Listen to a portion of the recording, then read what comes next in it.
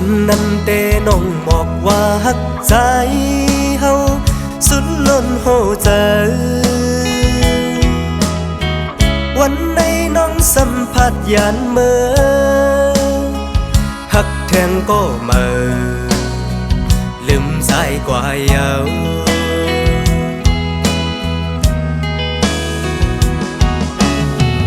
ต่างฮักน้องหูว่ามันกึมไว้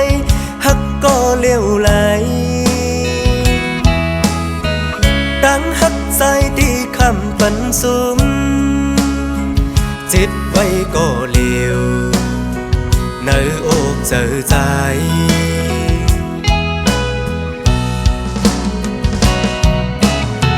ไฟฮักไม่แห้งล้นหุบเจอใจเป็นเผาเสียงกอได้ยินสีเอา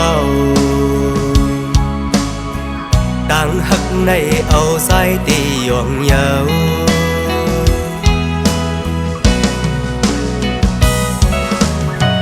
ในอกเจอในเพอเดหูจมยุ่มโคอยู่ก็เนื้อเจอห้องให้ต่างหักหาเงินคำจันขาดเยา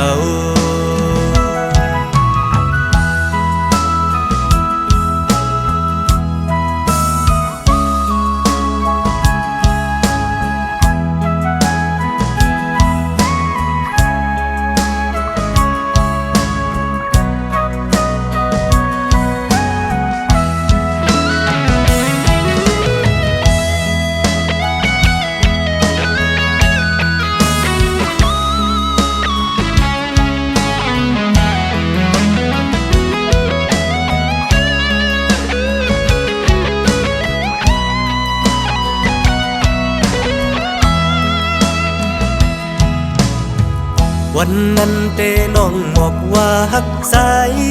เฮาสุดล้นหัวใจวันในน้องสัมผัสยันเมื่อฮักแทงก็เมื่อ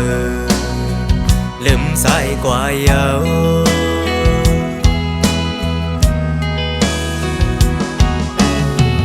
ต่างฮักน้องหัว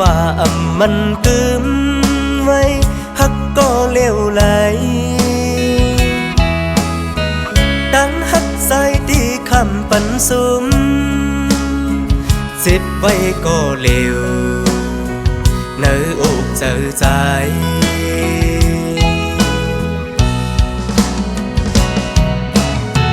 ไฟฮักไม่แห้งล้นหุบเจอใจเป็นเผาเสียงกอได้ยินสีเอาต่างหักในเอาสายตีหยองเยา